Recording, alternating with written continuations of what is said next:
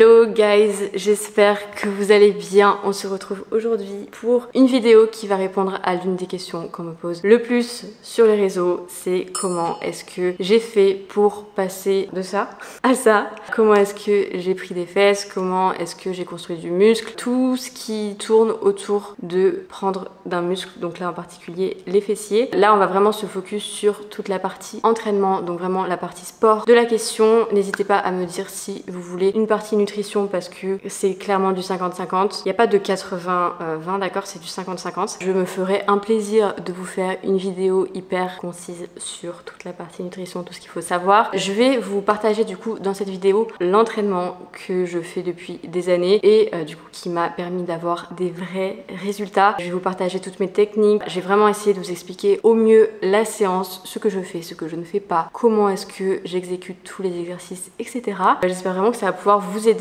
Une question qu'on me pose très souvent du coup, je me suis dit que ça pouvait être intéressant que j'y réponde en début de cette vidéo. En combien de temps est-ce que vous allez voir vos premiers résultats? Mon premier conseil par rapport à cette question, c'est ce n'est pas une course, d'accord? Vous ne commencez pas à vous entraîner pour voir des résultats le plus rapidement possible. N'ayez pas ce mindset parce que c'est vraiment pas cet état d'esprit qui va faire que vous allez tenir sur le long terme, qui va faire que vous allez kiffer vos entraînements, kiffer tout le process. Pour moi, le plus important, c'est de trouver une routine qui vous convienne et que vous kiffez faire. Je sais que ça peut paraître un petit peu inimaginable si jamais vous n'avez pas encore commencé et que vous êtes débutante, etc. Mais je vous jure que c'est possible. Donc, il faut vraiment que vous dissociez le simple résultat physique, ok, de toute votre fitness journey, comme on dit en anglais. En tout cas, si je peux parler des résultats qu'il y a eu avec les programmes Boutique d'Enfer, donc si jamais vous êtes nouvelle,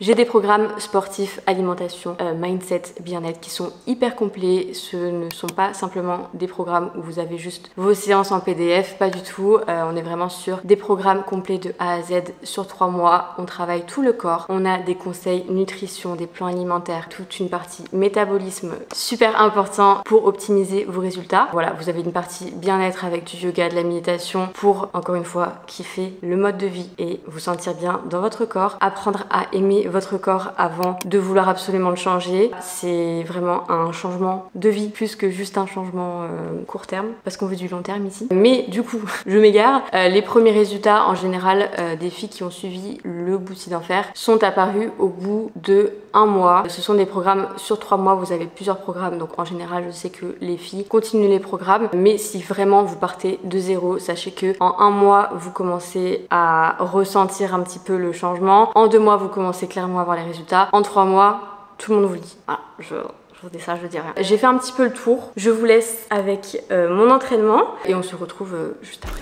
Donc je vous emmène dans mon entraînement booty absolument indétrônable. Si avec ça vous ressentez pas vos muscles, moi je ne peux plus rien faire pour vous. Vous m'en direz des nouvelles. On commence toujours par s'échauffer. Je fais en général des étirements dynamiques toujours.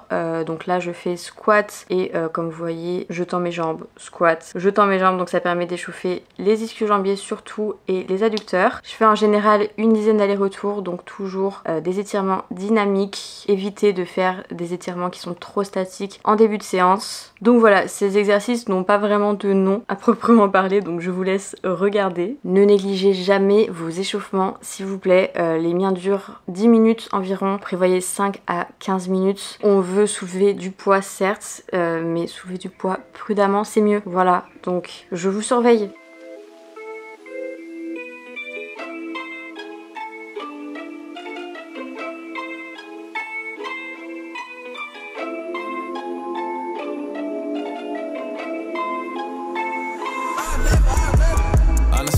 Know who the fuck to trust, is she my friend or my foe?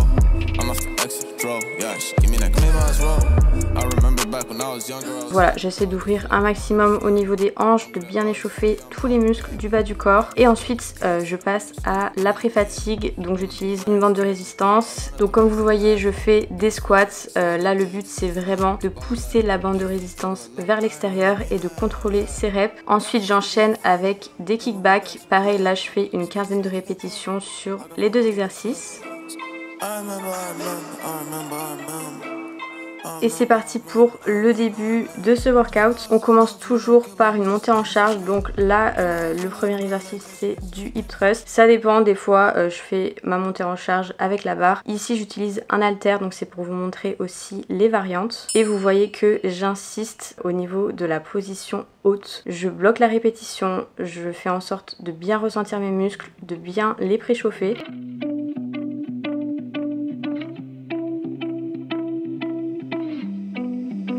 Et donc mes premières répétitions, là je suis à 100 kg, ça fait partie de ma montée en charge. En général ça dépend vraiment si je pars sur du 12 reps par exemple ou si je pars sur du 6-8 reps.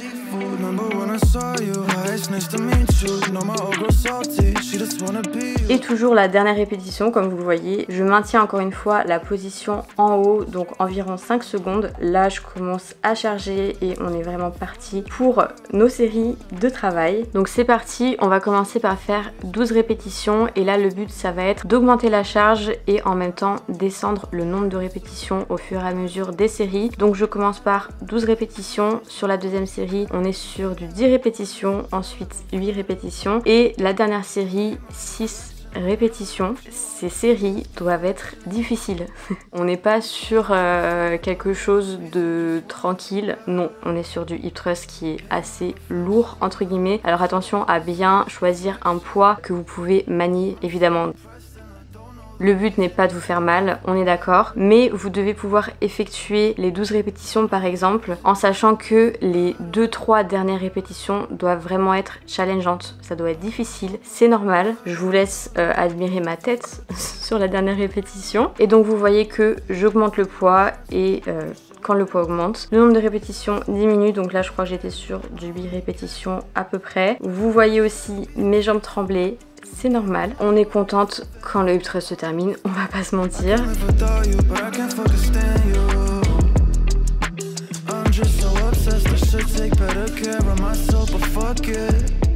Ensuite on enchaîne avec le deuxième exercice, du deadlift jambes tendues. Ici j'ai décidé d'utiliser des haltères, vous pouvez très bien utiliser la barre, c'est comme vous voulez. Perso je trouve que le poids est plus maniable avec des haltères et j'aime bien varier aussi voilà, les différentes options, mais c'est vraiment comme vous voulez, ça ne change pas grand chose. J'utilise des bandes de poignets pour que le poids reste dans mes mains et éviter de lâcher les poids à cause de mes poignets trop faibles alors que mes jambes peuvent encore. Note à moi-même, ce serait quand même bien de travailler un petit peu ma poigne, donc voilà, si jamais vous êtes dans le même cas, vous n'êtes pas seul, mais ça aide quand même. Là c'est moi en train de mourir. Et donc on est sur 4 séries de 8 à 10 répétitions sur cet exo. Yeah. You must be blinded by the lights. We came to shine here. Watch it look daytime in the night. We bring the vibes here. We full of life, you keep the change, keep the change. They hate and say we went and change. I say the same. Ensuite, on passe, je sais, à la hantise de beaucoup de personnes, moi y compris, mais je pense pas que ce soit mon pire exo. Fente bulgare, vous l'avez vu arriver, il est arrivé, il est là, il bouge pas. C'est vraiment un exercice très efficace, donc je vous conseille de l'intégrer dans votre routine au moins une fois par semaine. Franchement, il m'a jamais déçu niveau résultat, niveau ressenti, il est juste incroyable. Là pareil, je suis sur du 8 à 10 répétitions. Ça dépend des workouts, des fois je vais passer à plutôt du 10-12 en fonction de où j'en suis dans mon programme, mais j'aime bien quand même qu'il soit assez challengeant, donc chargé entre guillemets, assez lourd et comme je vous disais tout à l'heure, les dernières répétitions doivent être difficile, voilà. Question de préférence, mais moi j'aime bien le faire avec un seul poids. Je trouve que je suis plus en équilibre comme ça, mais voilà, c'est assez personnel. Vous pouvez très bien prendre 2 haltères, ça change absolument rien. C'est vous comment vous ressentez l'exercice, etc. Mais du coup, je prends un haltère entre guillemets assez lourd par rapport à si j'avais 2 haltères, évidemment. Donc pareil, ici on contrôle ses répétitions, toujours très important.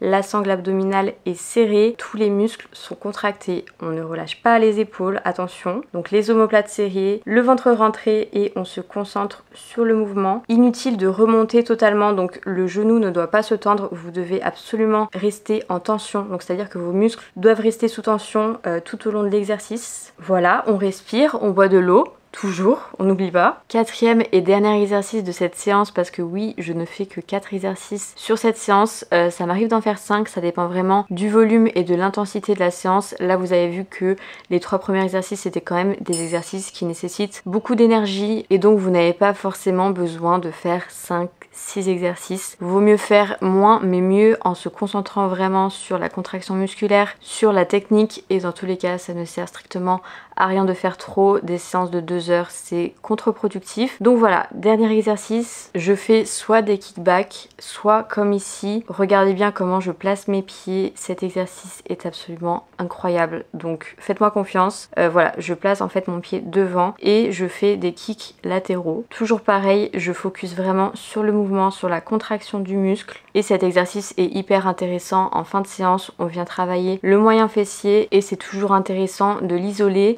Je recommande pas forcément cet exercice en début milieu de séance, mais c'est vraiment un bon exercice d'isolation en fin de séance. Et sur celui-ci, je fais 4 séries toujours de 12 répétitions. Vous avez vu que je m'entraîne très peu en machine, alors déjà parce que j'ai pas de machine dans ma salle de sport comme vous pouvez le constater, mais aussi parce que j'ai toujours préféré m'entraîner avec des charges libres. Je trouve ça beaucoup plus intéressant pour l'ensemble de votre corps. Vous recrutez forcément beaucoup plus de muscles, votre sangle abdominale, tous vos muscles de posture. Donc voilà, je vous recommande vraiment de commencer au moins par des exercices avec poids libre et des exercices polyarticulaires, donc comme le hip thrust, le squat, les fentes ou le deadlift. Et donc voilà, on est sur une séance quand même intense comme vous pouvez le voir à ma tête et je pense que j'en ai eu pour 1h15, 20 à 1h30 grand max. Ça ne sert à rien de faire plus, mais c'est quand même des grosses séances qui nécessitent aussi pas mal de repos entre chaque répétition. Je prends environ 2 minutes de repos, sauf sur le premier exercice, en l'occurrence ici le hip thrust, qui était quand même un exercice avec un poids lourd,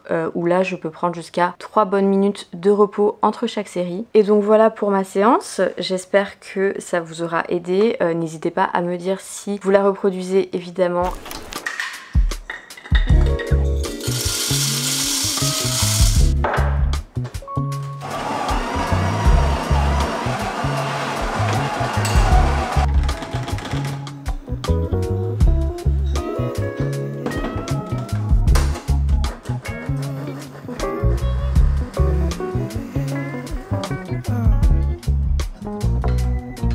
Ok guys, j'ai fini mon entraînement, j'espère que vous avez kiffé et que vous allez le reproduire. C'est pas j'espère, c'est vous allez le reproduire. C'était un entraînement assez dur, mais franchement c'est un petit peu la routine avec mes entraînements bas du corps. C'est le but, d'accord? On n'est pas ici pour faire semblant. En tout cas c'était vraiment un de mes entraînements basiques et qui fonctionne à tous les coups, et les sensations et les courbatures et tout ce qui s'ensuit. Donc voilà, maintenant notre corps a besoin de nourriture, de carburant, d'énergie. Donc je vais faire ma recette. Je vous l'ai déjà partagée il y a genre quelques semaines je crois. Entre temps je l'ai un petit peu améliorée. Donc en gros c'est hyper simple. Je vous explique un petit peu le concept. C'est que je ne sais pas me décider entre le café et le smoothie. Du coup on réunit les deux. J'ai pris une bonne résolution. Attention, je ne bois plus de café à jeûne le matin. Je m'entraîne à jeûne par contre parce que je sais pas, je me sens bien comme ça et j'ai pas du tout faim en me réveillant et je sais pas, je me sens lourde après, etc. Bref, ça m'arrive des fois de prendre une banane avant de m'entraîner si je sens que j'ai pas beaucoup d'énergie. Je prends vraiment un petit snack. En tout cas là c'est l'heure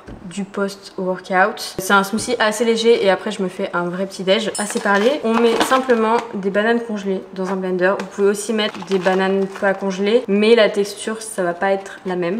Donc je mets je sais pas, l'équivalent d'une banane, une banane et demie. Ensuite je vais mettre une dose de protéines, Sing Protein saveur Ice Coffee, la meilleure du monde. Je le dis à chaque fois mais voilà. Je mets un scoop, donc ce qui est équivalent à 30 grammes environ. L'odeur, si vous l'avez jamais testé, vous ne pouvez pas comprendre. Si vous avez déjà testé, vous comprenez. Ensuite je mets du coup j'allais dire un scoop de café, pas du tout, un shot d'expresso.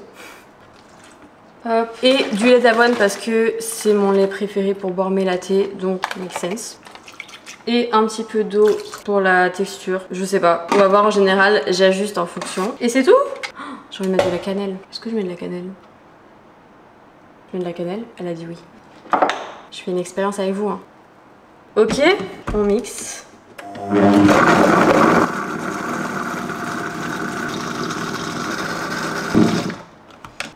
Ok, on va rajouter juste 2-3 glaçons pour la texture.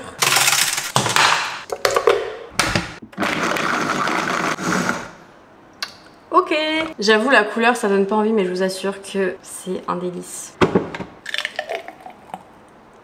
Et voilà, taste test. Déjà ça sent tellement bon. J'ai pas les mots, je vous jure. C'est la meilleure recette de smoothie du monde, je veux rien savoir. Avec la cannelle, le café, la banane, le lait d'avoine, c'est incroyable. C'est un petit goût genre caramélisé.